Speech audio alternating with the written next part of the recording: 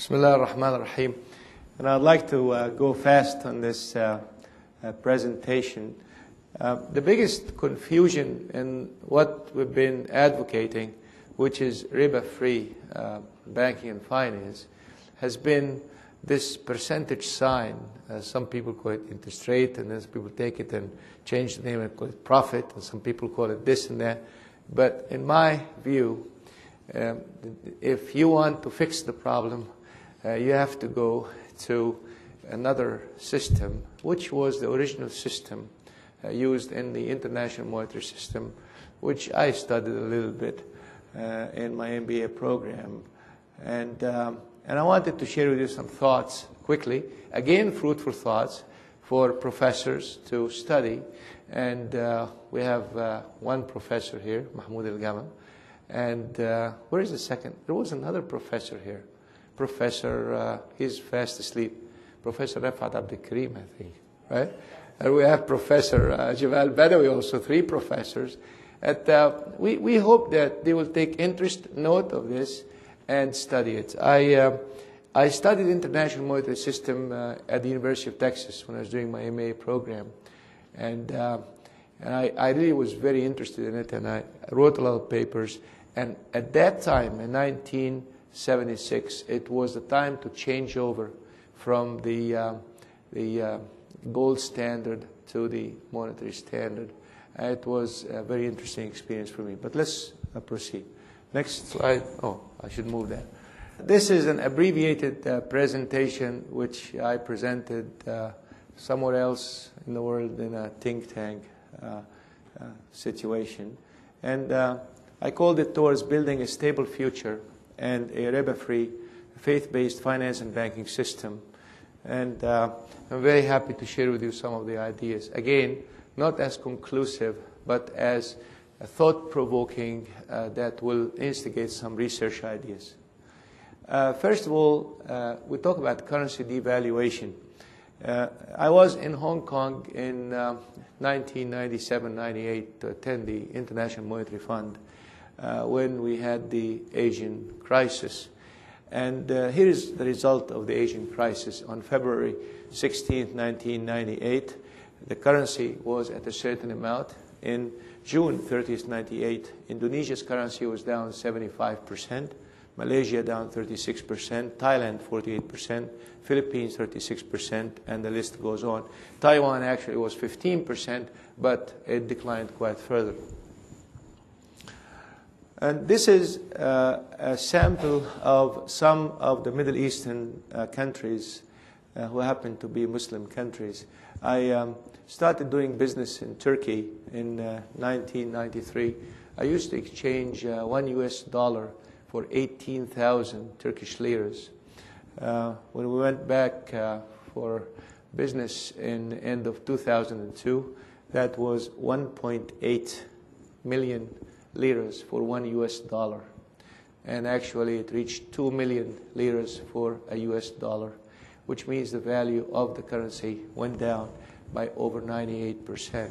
And this is really part of the story because the rich and the affluent, the generals and the leaders, they all operate in foreign currency, in dollars. Who gets the short end of the stick? It is the poor farmers and the workers who only know the Turkish lira.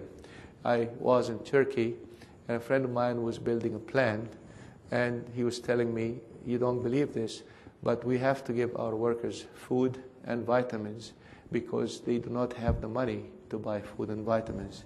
This is a very resourceful country that I went with some of you to visit, and it's just a shame for this to happen.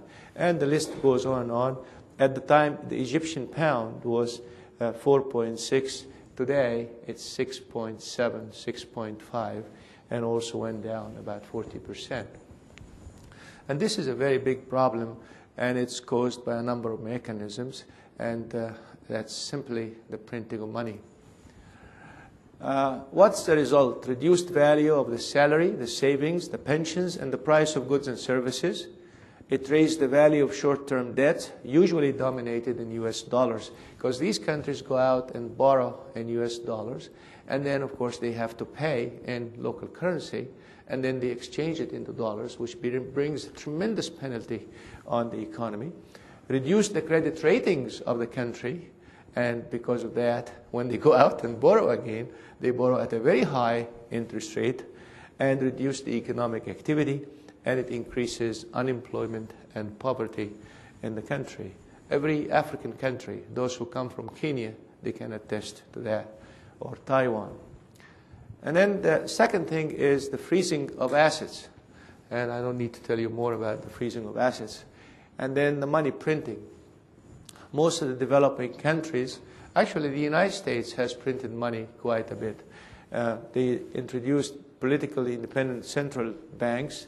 They induced them to print money because the decision in the central banks are not independent like many of the developed countries, and they just go ahead and print money. And the debt accumulation without the due democratic process. After 5 or 6 years, the government will stand up and tell the public, well, sorry, I forgot to tell you, we borrowed $20 billion and we have to pay for it. And I'm just trying to dramatize it a little bit.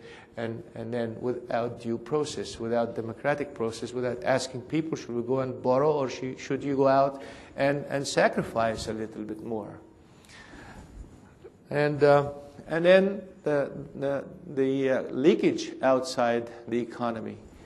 And of course, the leakage outside the economy is a very well-known problem. I was born in Egypt, and I just come back from Egypt. One bank lent 70% of its total liabilities, which represents about 10 times its capital, to 5 people. One of them borrowed $5 billion US dollars, and there is not a single one of these dollars are in Egypt today. They are all in French banks. The man was put in jail, escaped, went to France. The prime minister went, got him back in jail, escaped again, and nobody can get him. And I'm just saying about Egypt because I don't want anybody from any other country to feel sad, but believe me, I don't want to name the countries. Every single country, tremendous corruption is going on. And then, of course, interruption of trade with trading partners. If you're producing rice, then how are you going to pay for it? How are you going to pay for the trades, or oil, and so on and so forth? What is fiat money?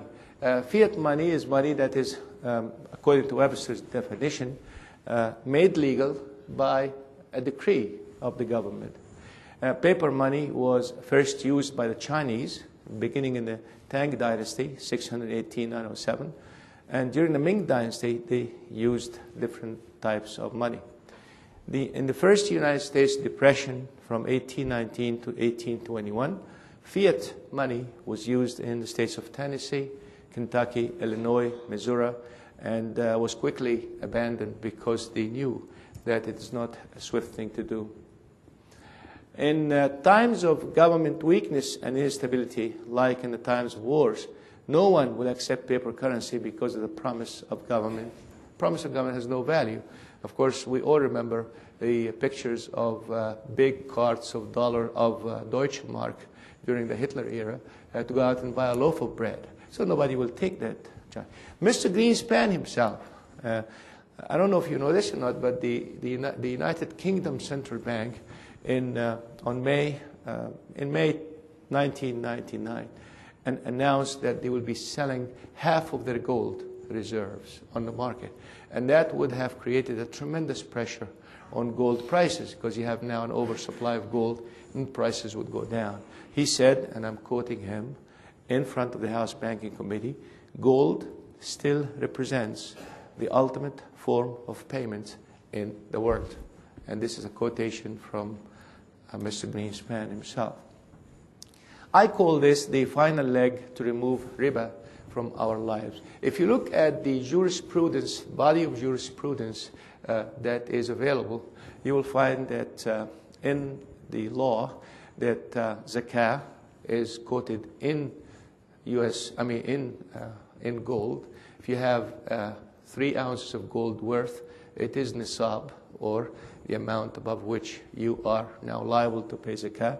When you marry, you pay your dowry or mahriya in gold, in hudud, and compensations payments, and so on and so forth. These are done in gold. The Roman Empire was the first to mint the dinar. So when you hear dinar, it is a Roman Empire currency. It was made out of gold. And when you hear dirham, silver, dirham, it was coined first by the Persian Empire. And they were used as money. If you read the Holy Quran, it says, وَالَّذِينَ يَكْنِزُونَ الذَّهَبَ وَالْفِضَّةَ وَلَا يُنْفِقُونَها فِي سَبِيلِ اللَّهِ فَبَشِّرْهُمْ بِعَذَابٍ أَلِيمٍ. ذهب والفضة, which means gold and silver, is not just the gold and silver, it is the coins as a store of value, as a currency. Now, on gold, after World War II, in 1948, the Allies have concluded, after a lot of negotiations, which I happen to have researched in great detail, the different deliberations of it, they have decided that, well, we're going to honor the United States dollar as a reference currency, and the United States government promises to pay every holder of an ounce of gold, 43 US dollars. And of course, the Marshall Plan came to develop the economies of Japan and the European continent after World War II. We printed a lot of money, and it's a very well-known story that Charles de Gaulle, who used to run France in 1968-69, he discovered that he has tons of US dollars in his vaults, and he said, well, I don't need these dollars, send them back to Fort Knox. And as a matter of fact, he was afraid that half the gold reserves at Fort Knox were transported with C-130 airplanes to the London Metal Exchange. The second floor of the London Metal Exchange actually collapsed because of the weight of the gold in it. And of course, at that time, Mr. Nixon realized the weight of the problem, and he closed down the gold window, what we used to call the gold. What's a gold window? It is this relationship between a US dollar and the gold. Every ounce of gold is equal to 43 US dollar. Of course, the dollar started going up to first 100, 126, and then it went as high as 800 and some dollars during the Islamic Revolution in Iran. Just going quickly, I'll give you a background. So the dirham and the dinar actually were started during the time of Sayyidina Umar ibn al-Khattab, the second Khalifa. And the dinar is 22 karat gold and equivalent to 4.3 grams of gold. And the silver and the relationship was also defined. The first Muslim coin were struck by Uthman ibn Affan because the Umar ibn al-Khattab coin was a Roman coin on which you have a stamp, Bismillah ar-Rahman ar-Rahim, and so on. The minting of the dirham was done by Abdul Malik ibn Marwan, who is the man who built the Dome of the Rock in Jerusalem. Of course, there are many attempts to eradicate the significance of gold and so on and so forth. And of course, the gold window was closed by Mr. Nixon. What is price fixing? This is very interesting because we should also know this. Who decides on the price of gold? It's decided by a process called gold fixing. And gold fixing is decided by 5 major banks in the world. And it used to be decided upon once a day, and then to cope up with the world, they made it twice a day. And this is a little bit detail on that. These 5 banks are Standard Chartered Bank, Deutsche Bank, Rothschild and Sons. Rothschild and Son actually happens to be the owner of the building where the fixing takes place. And it's a very animated way of raising flags and lowering flags. And the Republic Bank of New York, and of course HSBC. These are the holding companies, but they just went in and bought these traders, and they carry their names. And you look at the supply and demand, and the price fixing takes 15. And literally it is price fixing because it's not a supply and demand situation. It's just a few people fixing the price for the rest of the world. It takes 15 minutes. In 1975, during the Islamic Revolution, the afternoon fixing lasted over an hour and 39 minutes because it was a true supply and demand surge situation. 15 minutes thing is just price fixing. This is a very interesting study that I want to get Mahmoud's interest going to explain to us all the ramifications of it. This is gold prices. And if this can extend, I want to share with you. I did a lot of work. My PhD thesis was on modeling of different curves and statistical analysis and things like this. But this is gold. And you see, this is a very interesting band where gold price is kept constant. You know how it's kept constant? Through a number of mechanisms. Let me share with you. One of the investment banks, I happen to know who they are. They go to the central bank and they say, you have all of this gold sitting down in your walls doing nothing. Can I borrow it at 1.5%? Say, okay, we'll give it to you at 1.5%.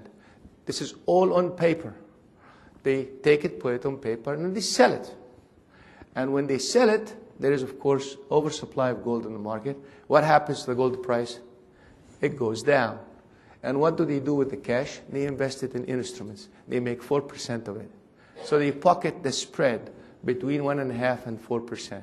That's the first income. After 3 months, gold prices are down. They buy it again at a lower price, right? And they give it back to the bank and they make the spread again on the difference of price. And this has been going on and on and on and on. And this actually what made gold a very politicized currency. And you can see this is when gold was fixed. This is when the window was closed. This is the Islamic Revolution in Iran. And this is when the technique of forward selling for the mines, and I don't want to go technical, but we'll leave it there. This is a very interesting, and that's why I asked Ted Chandler and Sabr Salam to weigh. This is a very interesting chart because everything else is different.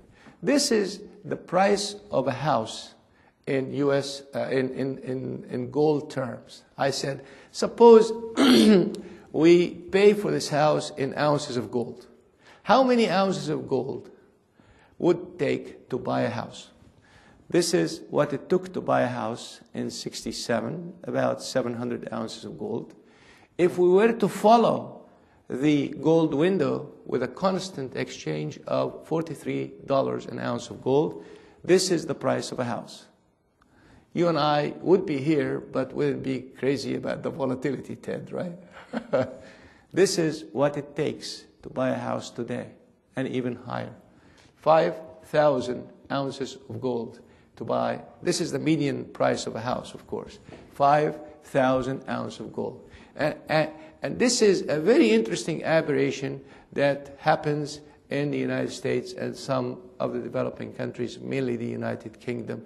And what it says is it costs you a lot of money to own a piece of the rock because it costs you money to buy all of these merchandise, the concrete, the bricks, the durables, and that means things are becoming very expensive home here. And if somebody wants to emulate us to build a house like this in Bangladesh or Pakistan, they have to pay through their nose. And that's why the only people that can afford these homes are people who are trading with us. So it's not really something that can be done in many of these countries. Does this make an impact on you, Ted? It's a very interesting slide. I didn't believe it when my assistant, I asked him to collect the data, and I told him, you're wrong, show me the numbers, and I looked at it. But look at the other commodities, and that's another problem in the world.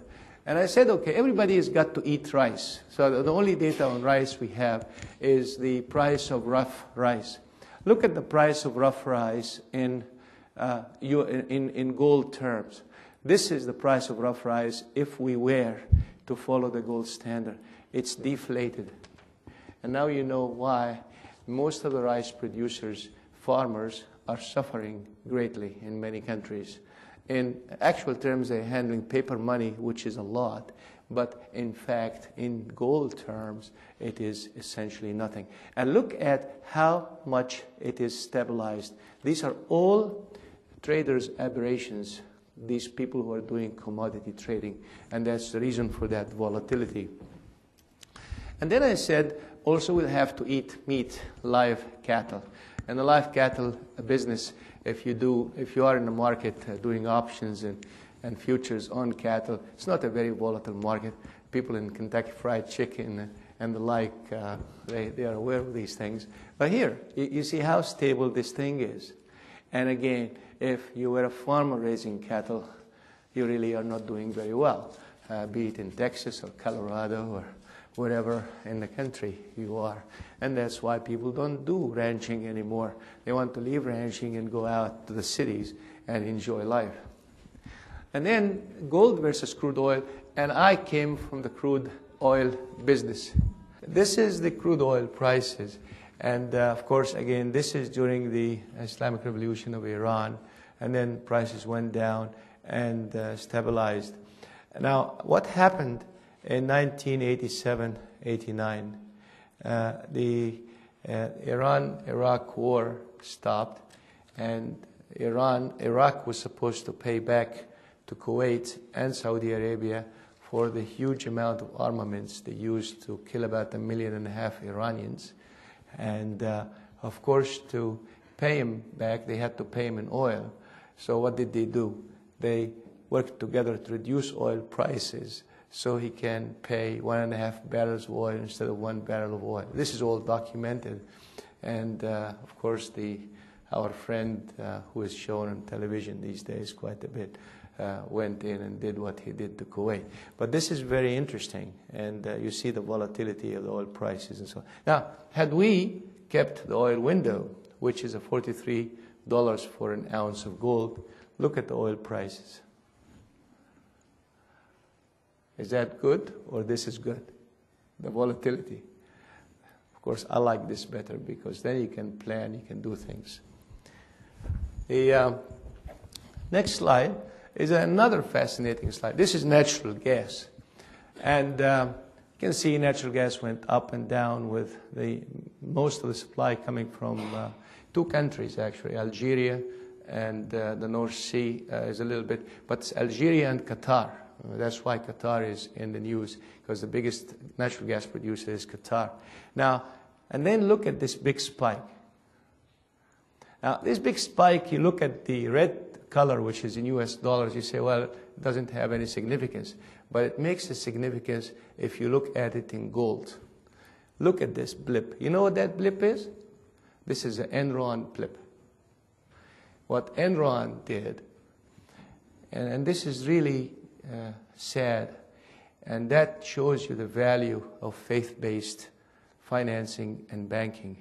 What Enron did, because they were all very well educated young men and women, graduates of Harvard and Yale and the best schools in the country, but they forgot to teach them one thing, and that is faith-based ethics, what is allowed and what's not allowed.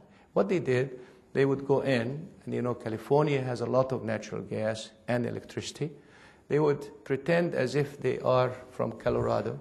They buy the natural gas and the electricity for the benefit of Colorado on paper, not physically, on paper. And then there is no supply of natural gas and electricity in California. So when California wants to buy it, they sell it back to California at 10 times the price. And that is what the aberration is. And if you call this finance, it's nothing but highway robbery, and it should be stopped as soon as possible. There are some research items. I'm going to spare you that, and I'm going to leave this to Mahmoud. By the way, all of these papers and presentation will be on our website. You can do it. We need to understand the history of the monometallic and bimetallic and cismetallic, symmetallic, and commodity reserve currency systems. We need to know the effect of the vast gold discovery in Canada and South Africa, the argument that Tariq was trying to respond to. The problem of inadequate international reserves, again, we need to study that in great detail, not just a rebuttal, a soundbite rebuttal. We need to do it. We need to know the effect of differentials in interest rates on the stability of the system, the advantages of going gold over floating and adjustable peg. And I wrote papers on this subject back in '76, actually. And what happens if gold is effectively monetized, and what happens if you have a gold bubble? And we need to look at these research projects. I wish I have the courtesy of going and working in the university. I would be doing a lot of this research. We need to simulate the past intercurrency trades, gold and dollars. We need to develop a computer like the war games on the computer, you know, that's used by the Pentagon and so on, and have two trading groups who try to compete with each other and see what the outcome will be if it is currency and it is gold. This is just dreaming, the Mahmoud. Develop scenarios and develop ways and strategies to disengage thinking in hard currency. And by God's grace, we hope it will be done. Thank you very much.